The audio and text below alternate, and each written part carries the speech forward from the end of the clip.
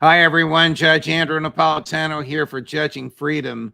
Today is Thursday, January 18th, 2024. Phil Giraldi, our dear friend, joins us now. Phil, always a pleasure, my friend. Thank you very much for coming back on the show with your unique analysis.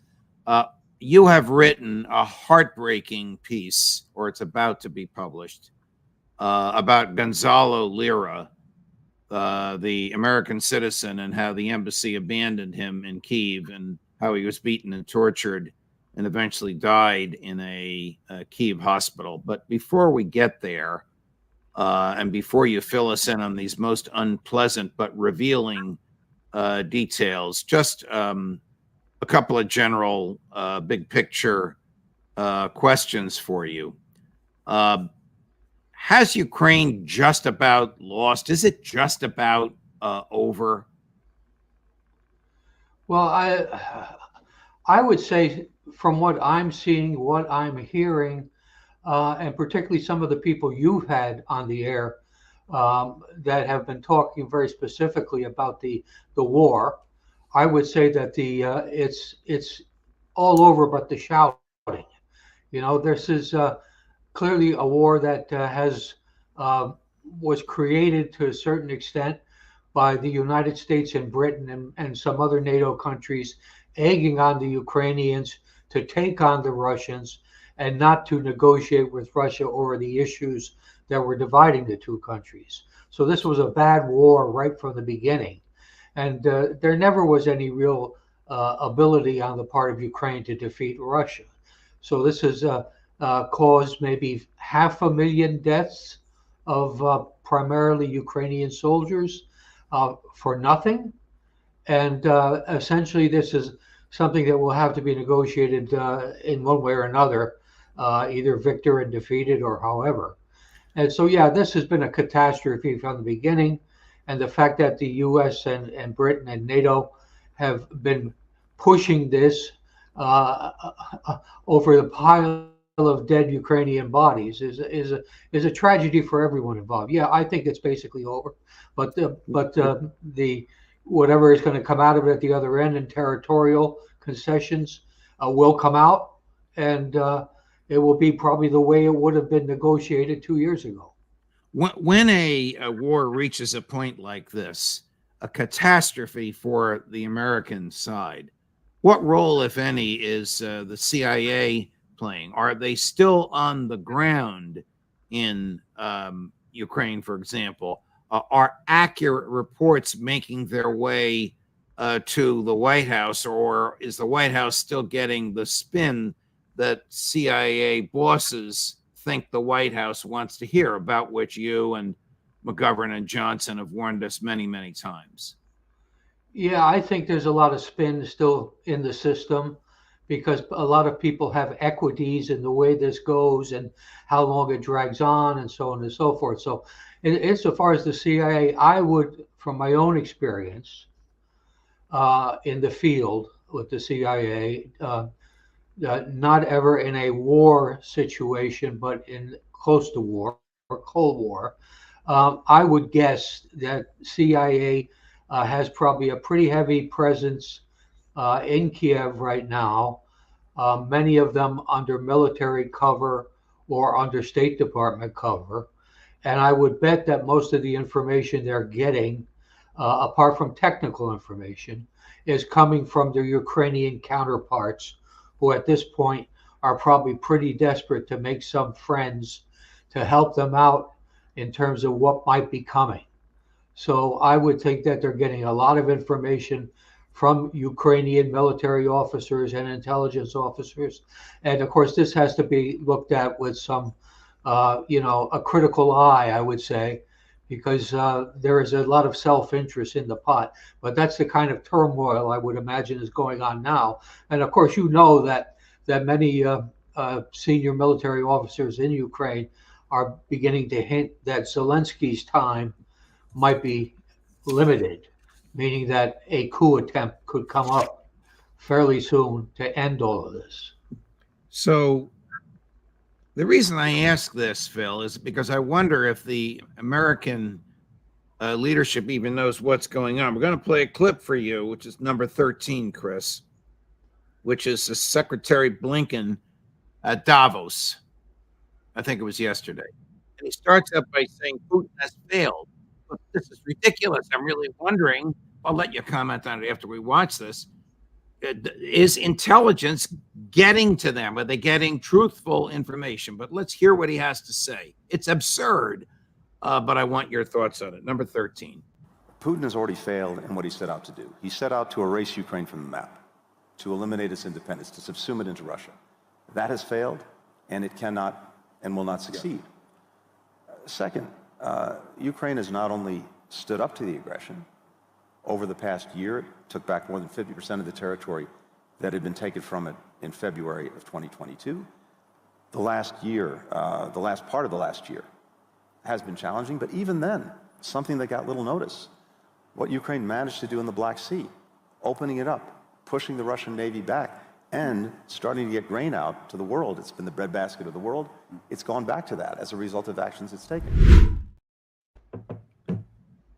I mean, this is, if he truly believes what he said, he is utterly deluded by his own people. And if he doesn't believe what he said, then he's utterly lying to the world. He knows the forum that he's in there. I think he's smart enough to know that he's lying. I mean, all of the facts that he just cited are not true. Russia, in the beginning of its military intervention, had no desire to take over a hostile country with 40 million people. It wanted to take over the areas that were being contested, and that was pretty much the objective of the campaign. So that's a lie, and it's a lie that the Baltic Sea the Russian Navy's been pushed back, and the Baltic Sea is now free to Ukraine. That's not quite true either, and this lie that always keeps coming out about how they've regained 50% of the land the territory that Russia in its offensive was able to take. That's just not true. If you look at a map, you can see that is a complete lie.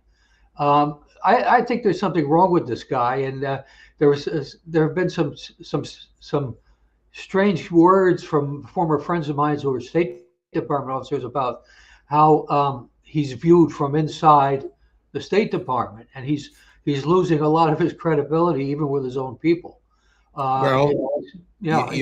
Here's another example of this. Professor Sachs was just outraged at this hand-wringing, meandering cut number. This is in the same forum. The questioner, in case you didn't recognize him, is Tom Friedman from the New York Times. This is also at Gaza yesterday, number 11, Chris. One of the things you hear so often from people, given the high civilian casualties in Gaza, is, does the United States, do Jewish lives matter more than Palestinian and Muslim lives, and Palestinian Christian lives, given the incredible asymmetry in casualties? And I've been asked that. I want to give you a chance to respond to that. No, period.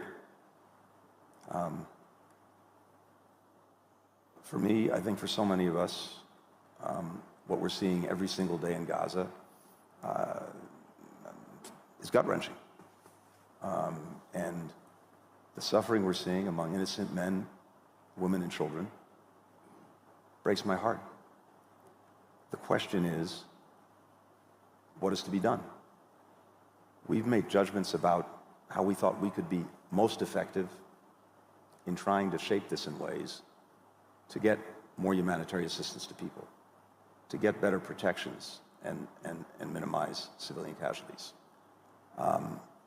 And at every step along the way, not only have we impressed upon Israel its responsibilities to do that, we've seen some progress in areas where, absent our engagement, I don't believe it would have happened. One of our commenters writes in, how does he sleep at night? How does he live with himself? He could stop this stuff with his boss could with a phone call. I'll let you take it, Phil. Yeah, well, that's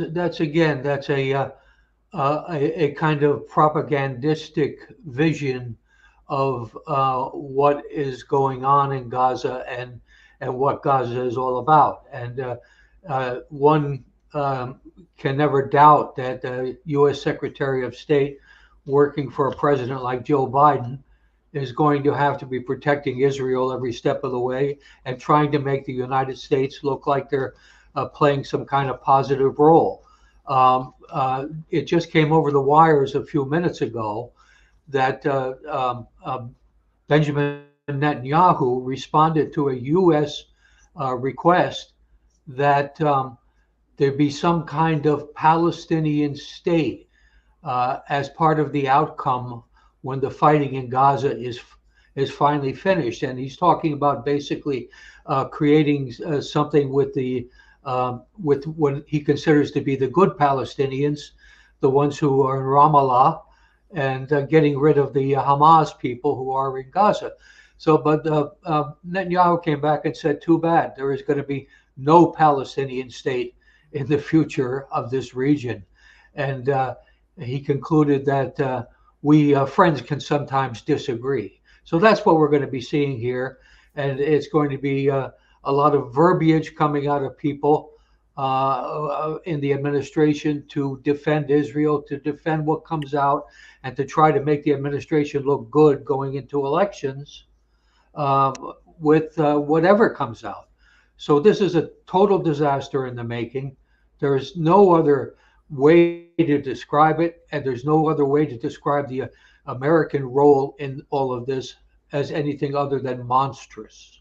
We have a cut for you, the heart of what Prime Minister Netanyahu said. You've summarized it and described it perfectly, Phil. However, he does use a line in there, you'll hear it, which if you said it and you were a Palestinian person on the Columbia University campus, you'd be kicked off. But now the Prime Minister of Israel is saying it. Number 17, Chris.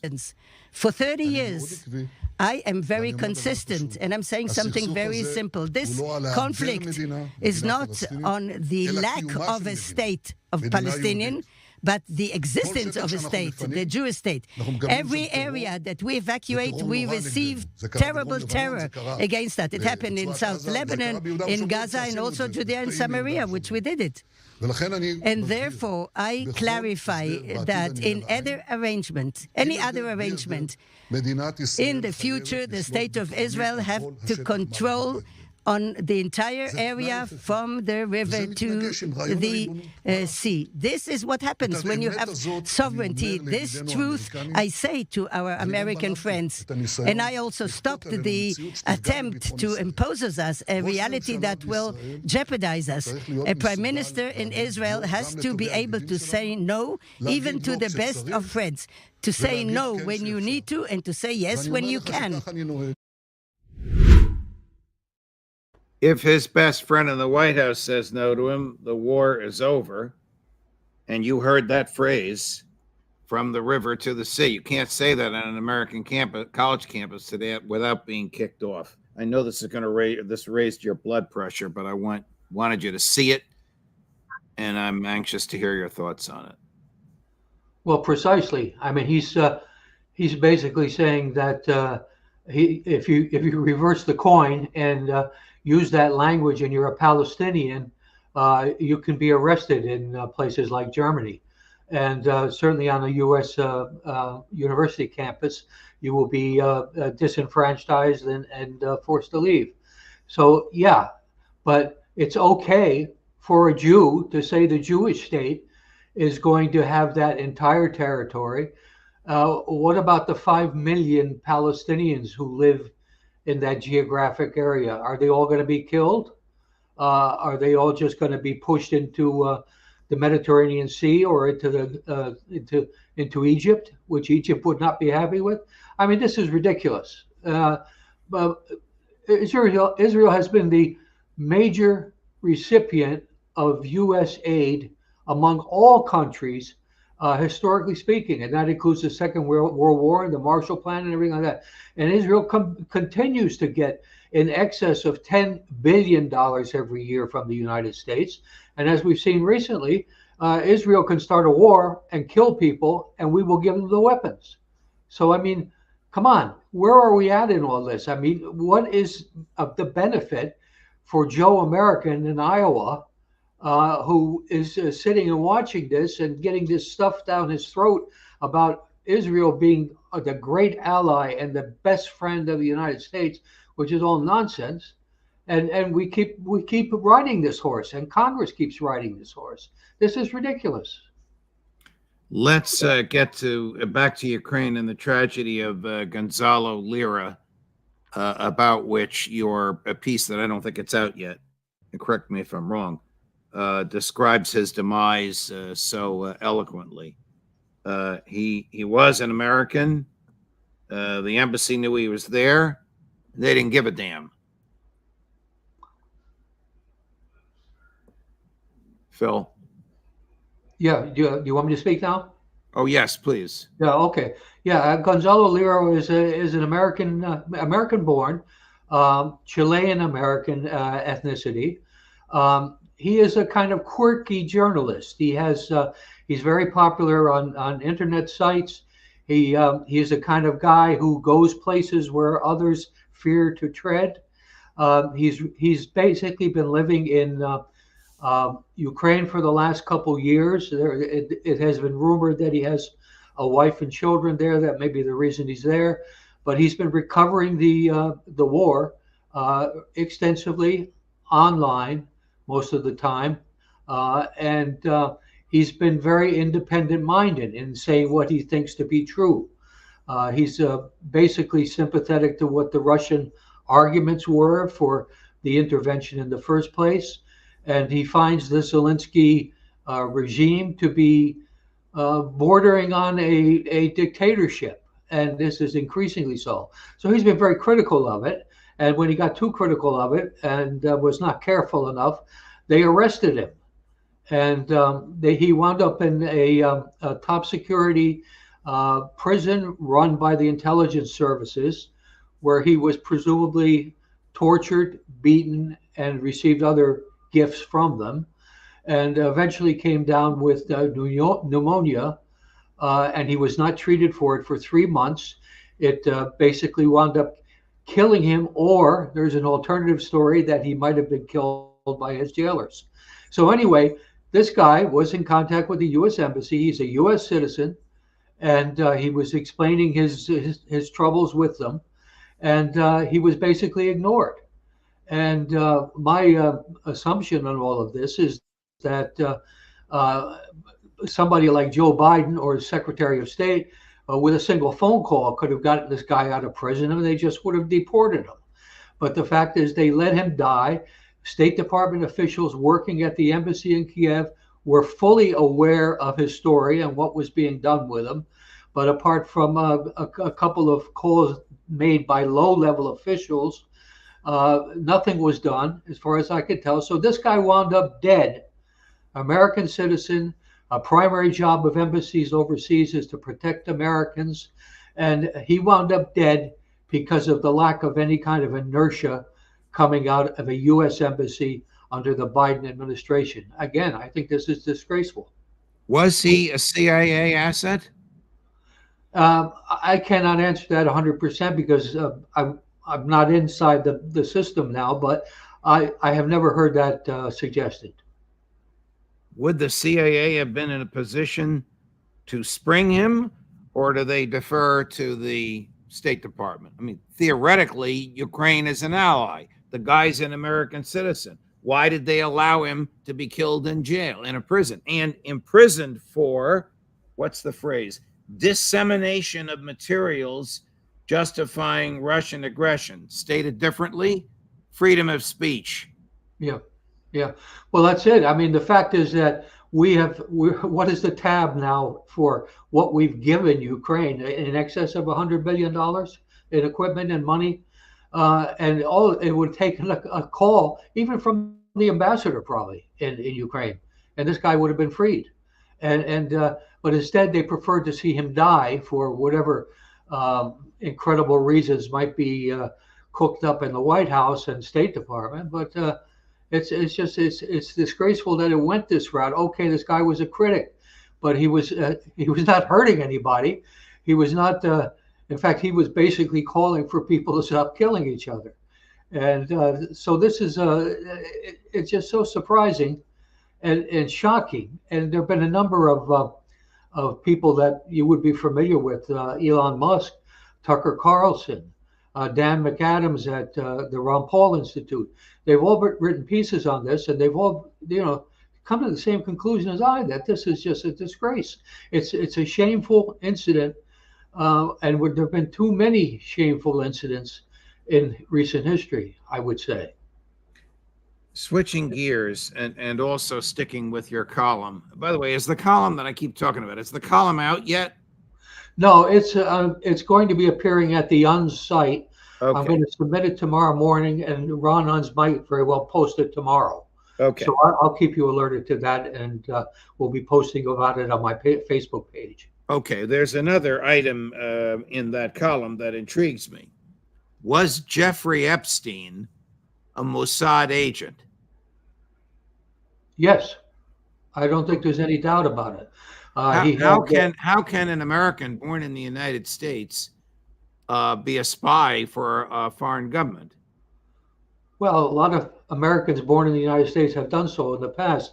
It's usually for money or access to power or access to things that clearly Epstein would have been interested in. He also, of course, had a ongoing relationship with Ghislaine Maxwell, who is the daughter of a leading British Israeli spy. There's another example of a British citizen who spied for Israel and was a leading spy. So Epstein, if you look at the guest list at his many mansions, you will see that senior Israeli government officials, including intelligence officials, were regular visitors. So I don't think there's any doubt but that he was a Mossad agent or co-optee.